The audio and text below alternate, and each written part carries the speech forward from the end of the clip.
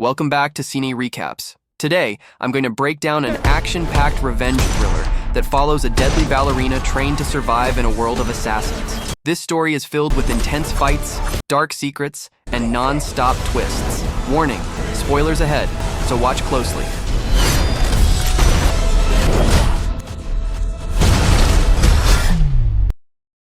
Eva sits injured and bloodied in a police station, clutching a ballerina music box. Her mind drifts back to happier moments with her father. She remembers them dancing together, him smiling as he tells her she's starting to look more and more like her sister. Later that night, Eva is playing with the toy when soldiers suddenly emerge from the water outside. One by one, they silently eliminate the guards. Eva's father, who is in the restroom, spots one of the intruders. He attacks, fighting the soldier hand to hand, throws a smoke grenade, and sends him tumbling down the stairs. Realizing more soldiers are coming, he tosses additional grenades and rushes toward his daughter. He tells Eva to stay quiet, and they hide near the doorway. As the soldiers storm in, he confronts them, taking them down one after another. He then hides Eva inside a concealed room and prepares himself for the next wave. During the fight, he's wounded, and Eva watches helplessly from behind the hidden door. Eventually, the soldiers overpower and subdue him. Their leader, the Chancellor, arrives. He demands to know where the girl is, stating she belongs to their clan. The Chancellor loads a single bullet into a gun and hands it to Eva's father, giving him a cruel choice. Kill the Chancellor and doom his daughter, or kill himself and ensure her survival. As he prepares to take his own life, Eva calls out to him. The distraction gives him an opening. He shoots one soldier, and the fight erupts again. The Chancellor retreats. Eva's father manages to eliminate the remaining soldiers but is pinned down by one attacker. As they struggle, Eva emerges from hiding, grabs a gun, and shoots the soldier. Her father rushes to her, reassuring her that everything will be okay as bullets fly around them.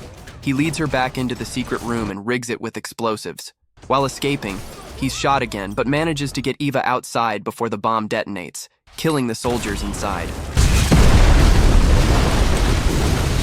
Eva tries to flee with her father, but he collapses from blood loss and dies in her arms. The police arrive shortly afterward. Back at the police station, Winston, the owner of the New York Continental, comes to see Eva. He explains that her father loved her deeply and wanted to remove her from a life filled with violence. Winston offers to take her to her father's people, who will care for her. They travel to the Ruska Roma headquarters where Eva meets the director. The director agrees to take her in. Winston leaves after giving Eva a coin. Nogi, one of the instructors, tells Eva that her father was once a Ruska Roma himself, and with proper training, she can become one too. 12 years later, Eva is grown. She practices ballet under the director's watchful eye, repeatedly falling and injuring her leg. The director orders her to stop and summons her friend Tatiana. Eva retreats to her room and speaks with Tatiana, who feels the training is pushing her too far. But ballet is only part of their discipline. Their true training is combat, learning to fight and use firearms.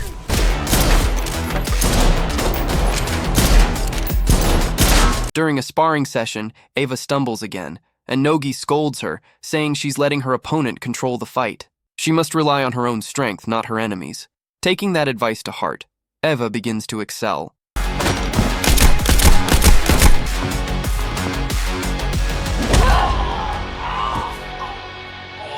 One day, Eva notices Tatiana is gone. She confronts the director, who tells her Tatiana was dismissed.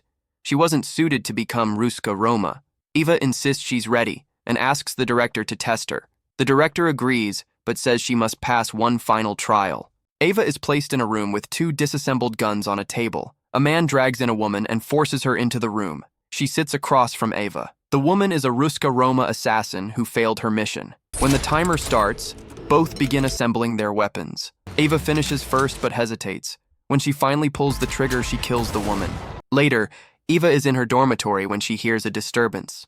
She steps outside and learns that John Wick is visiting the director.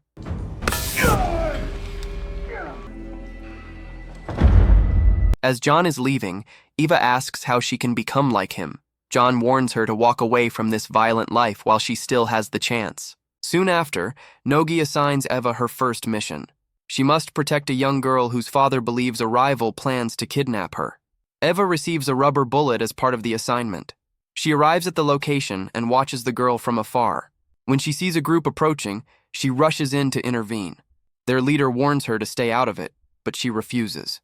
A fight breaks out. While Eva battles the gang members, the leader escapes with the girl. After taking down the rest of the gang, Eva rushes to save the girl. The leader blocks her path and prepares to fight. Eva grabs an ice axe, but the leader overpowers her and beats her badly. Despite her injuries, she manages to defeat him in the end.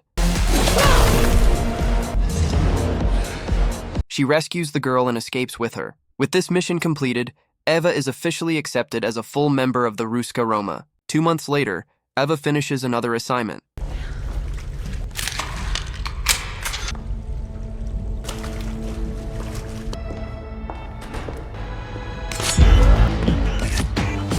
what the hell is going on up there?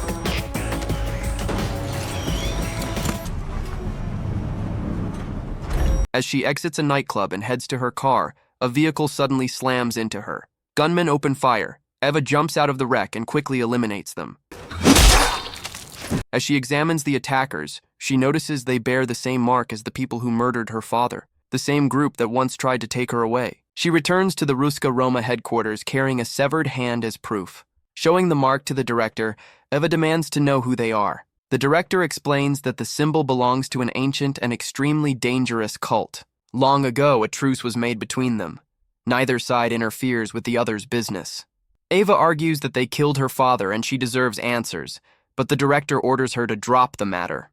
Breaking the truce for revenge is not an option. Refusing to let it go, Eva goes to the Continental Hotel and asks to speak with Winston. She asks him the same questions, but he warns her that chasing this path will only make things worse.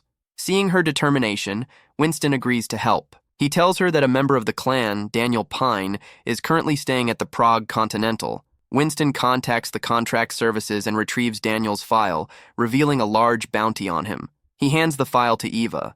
Eva travels to Prague and checks into the Continental. At the front desk, several assassins are already waiting. One of them, Lena, contacts a sniper watching Daniel's room and warns him that someone may be approaching. Sure enough, Eva sneaks into Daniel's suite. Inside, Eva triggers a trap set at the door. Suddenly, a young girl named Ella steps into view. Daniel emerges behind her with a gun and orders her to hide behind him. Eva explains that she's only looking for the people who carry his mark, the ones who killed her father. Daniel tells her she's walked into a deadly situation. The sniper informs Lena that Eva and Daniel are only talking. Lena responds by doubling the bounty. Seeing the increased reward, the assassins decide to move in. Daniel receives the alert and warns Eva that the building is about to turn into a war zone. He prepares to leave with his daughter. The assassins break through the door, setting off the trap, and a massive gunfight erupts as more killers flood in. Eva fights them off while Daniel escapes with Ella. Eva has a clear shot at Lena but chooses not to kill her, instead beating her unconscious. Daniel and Ella fight through several attackers and reunite with Eva. The three enter an elevator together. Daniel asks Eva to help protect his daughter, saying she deserves a better life. They make their way through the hotel as more assassins close in. Daniel fires into the air, forcing a path through the chaos. During the escape, Eva and Ella become separated from Daniel. A passing tram blocks their view as Daniel continues fighting. When the tram clears, Daniel is shot, and Lena attacks Eva from behind. Lena captures Ella and escapes. She later reports to the Chancellor that the girl has been secured. Continental security arrives and holds Eva and the remaining assassins at gunpoint. Eva explains that the others started the fight and that she didn't kill anyone, meaning she broke no rules. Security executes all the other assassins and lets Eva go. Eva then visits a gun shop, presenting her coin. She shows the shop owner the clan's mark and asks about it. He says he knows very little and prefers to keep it that way. He'll sell her weapons, but nothing more. The shopkeeper, Ethan, leads her into his hidden armory. While examining the weapons, clan soldiers suddenly storm the shop and open fire. Eva and Ethan take cover. Ethan is wounded and retreats into hiding. Eva runs into another room, finds grenades, and blasts her way out. She systematically eliminates the attackers one by one.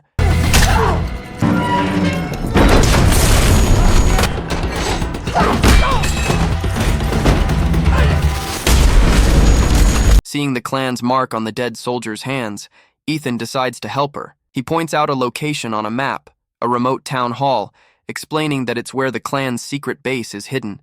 He warns her that no one has ever returned alive from that town. Eva asks for a car.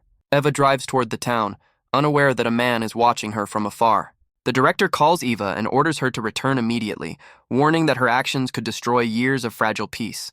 Eva ignores her and ends the call. She suddenly slams on the brakes as pedestrians cross the street. Noticing a nearby shop, she pulls over and walks inside. The place is filled with ballerina music boxes just like the one she owns. She approaches the counter and orders a coffee. As she waits, she notices customers quietly leaving the cafe. A man steps out of a car and enters the shop. The moment he sees Eva, he reaches for his gun. Eva reacts instantly, ducking for cover. Gunfire erupts, quickly turning into brutal hand-to-hand combat. The barista calls out for backup. Eva manages to take the man down and runs upstairs to hide, but the barista attacks her with a knife. Outside, more people begin preparing for a fight. Eva soon realizes the truth. Everyone in the town is part of the clan. She traps the barista inside a freezer. More clan members storm into the cafe, and Eva fights them off, eliminating them one by one.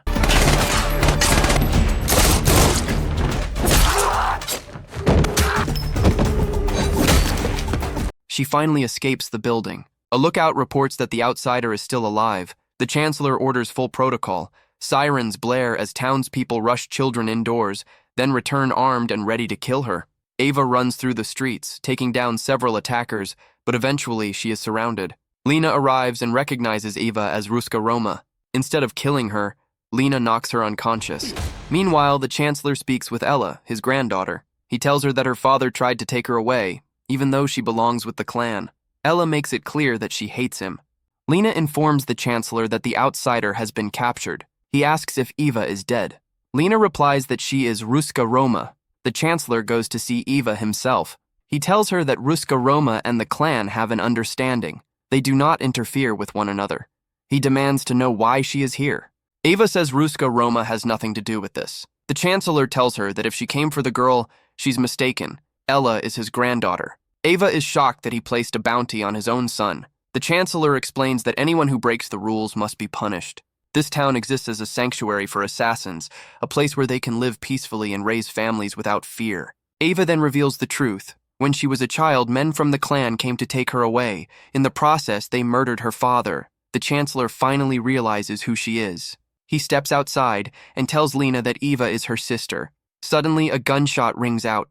They rush back inside and find Eva attempting to free herself. When one of the clan members tries to shoot her, Lena kills him instead. Eva escapes, with Lena chasing after her.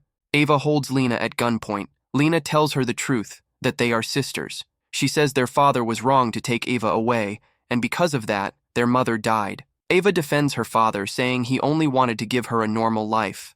Bitterly, she tells Lena that their father would be proud of who she's become. As they argue, soldiers surround the building. They inform the chancellor that the two women are just talking. The chancellor orders them both eliminated. A grenade is thrown into the room. The explosion throws them across the floor. Eva survives with minor injuries, but Lena is gravely wounded. She dies in Eva's arms. Soldiers storm inside. Eva grabs a katana and cuts through them. Over the radio, the chancellor asks whether she's dead. Eva takes the radio and tells him this will only end with his death. The chancellor then contacts the director, warning her that if she doesn't bring her operative under control, there will be consequences. The director replies that Eva has gone rogue and won't listen, but she will send someone to deal with her. Until then, the chancellor orders his men to stand down. As night falls, John Wick arrives by train. An announcement is made that no one is to engage until midnight. John finds Eve and warns her to leave, or she will die. She tells him what the cult did to her father, but John says revenge won't change anything.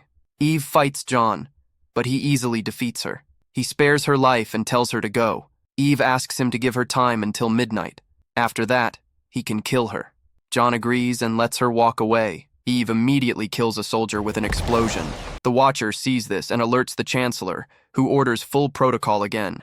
The cult begins hunting Eve as she fights her way through them. She reaches their armory. The Watcher announces her location, and the Chancellor sends his top assassin after her. A trap is set inside the armory. Cult members enter and are blown apart. More arrive and find Eve using a flamethrower, burning them alive.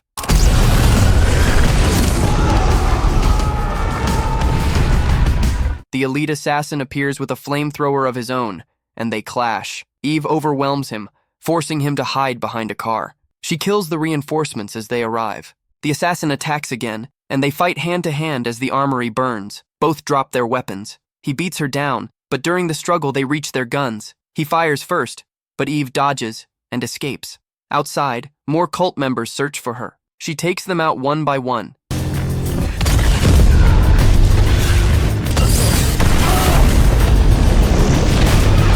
The assassin follows and fires at her, forcing Eve to dive into a nearby house. The cult urges the Chancellor to leave for his safety. Reluctantly, he escapes with his granddaughter. Inside the house, Eve finds a water cannon. She charges out, blasting water as the assassin attacks with fire. They exchange strikes until Eve redirects the stream, knocking him down, though the force sends her crashing to the ground as well. The assassin rises to finish her, but John, watching from a distance, shoots the flamethrower, killing him. Cult members turn on John, but he dispatches them easily as the Chancellor flees with Ella. Eve intercepts and shoots at their car, causing it to crash. The Chancellor steps out and tells her it's over, that killing him won't change anything, and the cult will always hunt her. Eve ignores him and shoots him dead. She leaves with Ella as John watches. John contacts the director and confirms the Chancellor is dead. Ella reunites with her father. Eve later watches Tatiana perform ballet. At the contract service, a massive bounty is placed on Eve. Every assassin receives the alert, Eve included. She quietly walks away. Subscribe for more videos like this, turn on notifications, and leave a like to support the channel. Thank you for watching.